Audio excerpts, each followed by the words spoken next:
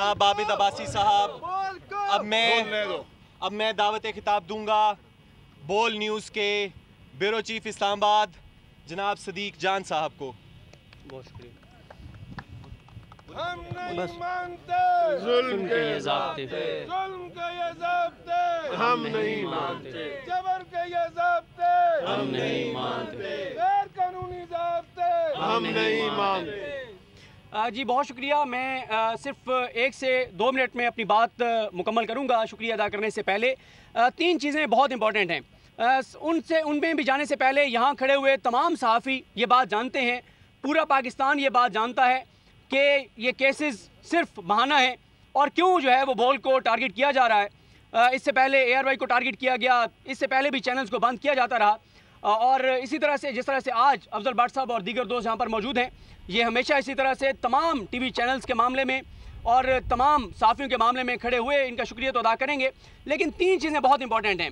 सबसे इंपॉर्टेंट बात यह है कि जो कस्टोडियल टॉर्चर का मामला है, जिस तरह से शुएब साहब ने कल भी जज साहब के रूबरू ये बात की और बताया कि किस तरह से उन पर तशद्दुद किया जा रहा है, किस तरह से उन पर दबाव बढ़ाया जा रहा है।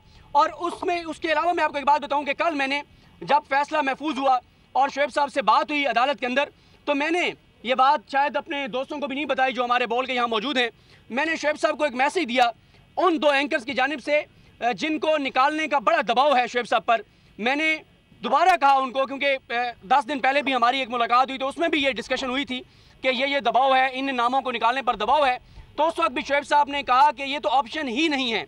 तो कल जब मेरी मुलाकात हुई तो मैंने शुएब साहब को कहा, मैंने कहा जी इन 2 एंकर्स का पैगाम है आपके लिए कि हमें अंदाज़ा है कि हमारी वजह से आपके साथ ये हो रहा है। तो वो दोनों ये कह रहे हैं कि वो रज़ाकाराना तौर पर रिज़ाइन करने के लिए तैयार हैं, वो नहीं चाहते कि मज़ीद आप पर जुल्म हो, जबर हो, सितम हो। वो दोनों एंकर रज़ाकाराना तौर पर मुस्ताफ़ी होने को तैयार हैं। तो वो मुस्कराए और मेरा कंधा यूँ हाथ मार के कहते हैं कि अब पीछे हटने का वक्त नहीं है, अब मुस्ताफ़ी होने का वक्त नहीं है सदीक जान, अब उनको खड़े होने का वक्त है। तो इंशाल्लाह बोल खड़ा है, शुएब साहब खड़े हैं, सबको पता है कि ये केसेस सिर्फ बहाना है। दूसरा जो मामला है कस्टोडियल टार्चर के बाद वो है कि ये देखें कि 2014 का मामला और 2023 के 9 मार्च को उस वक्त FIR होती है जब पता है कि आगे 10 मार्च को जो है वो शुएब साहब ने 8 मार्च को FIR होती है, 9 को उनको पहुंचना था और 10 को उनको इस्लामाबाद कोर्ट पेश होना था। और जो तीसरा मामला है वो इससे पहले भी साथी तंजीमें हों, इंसानी हकूक़ की तंजीमें हों, पाकिस्तानी हों, वो सुप्रीम कोर्ट ऑफ पाकिस्तान से, चीफ जस्टिस ऑफ पाकिस्तान से ये मुतालबा करते रहे हैं कि कब तक हमारी सुप्रीम कोर्ट इन इंसानी हकूक़ की पामालियों को देखती रहेगी। क्या आर्टिकल 184(3) नहीं है आइन के अंदर? क्या सुप्रीम कोर्ट जिम्मेदार नहीं है इंसानी हकूक़ के हवाले से? क्या सुप्रीम कोर्ट देखती रहेगी कि इसी तरह से कभी सहाफ़ियों को, कभी सियासी वर्कर्स को, कभी सियासतदानों को उठा के नंगा किया जाता रहेगा, उनके जिस्म पर तशद्दुद किया जाता रहेगा? आखिर कब हमारी सुप्रीम कोर्ट आइन के इस आर्टिकल पर अमल करेगी?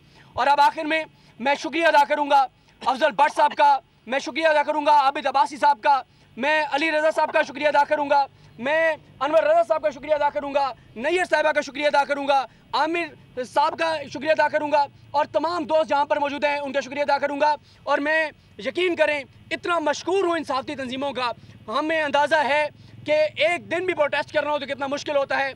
सब अपने अपने काम छोड़ कर आते हैं, टाइम की किल्लत होती है, लेकिन आज तीसरा दिन है मुसलसल ये सहाफ़ती तंजीमें हमारे साथ खड़ी हैं, एहतजाज कर रही हैं। हम हमेशा इनकी ये मोहब्बत, इनकी ये शफ़क़त याद रखेंगे, इनकी मोहब्बतों के मकरूज़ रहेंगे और यकीन करें कि इन हुकूमत के और हुकूमती इदारों की इन सख्तियों ने एक चीज़ कम अज़ कम हमें सिखा दी है कि अब कम अज़ कम जब भी किसी चैनल पर हमला होगा तो जिस तरह से यहाँ पर नारा लगता है कि एक पर हमला सब पर हमला, तो इंशाल्लाह इस एक एजेंडे पर जो हमेशा से अफजल भट्ट साहब और हमारे ये जो रहनुमा हैं सहाफ़ती वो कहते रहे, तो इंशाल्लाह अब यही नज़र आएगा कि किसी चैनल को बंद करने की जो है वो इजाज़त नहीं दी जाएगी। मैं एक बार फिर आपका शुक्रिया अदा करता हूं और आपको बोल की तरफ से यकीन दहानी कराता हूं कि जब किसी सहाफ़ी पर मुश्किल वक्त आएगा, जब किसी सहाफ़ी पर कड़ा वक्त आएगा, जब किसी चैनल पर मुश्किल वक्त आएगा, तो हमें आप इसी तरह से पहली सफ में देखेंगे जैसे वो हमारे अपने चैनल का मसला हो। बहुत शुक्रिया।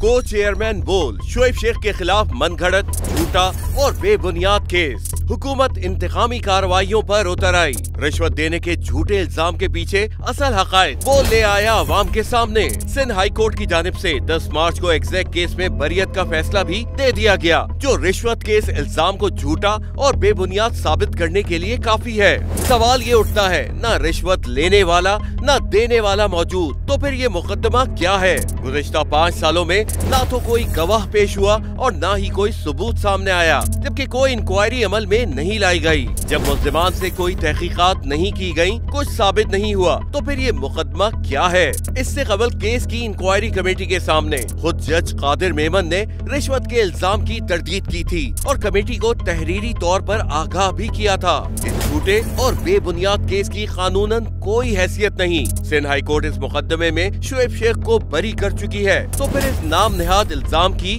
कानूनी हैसियत क्या है? बोल इंसाफ का मुंतजिर है।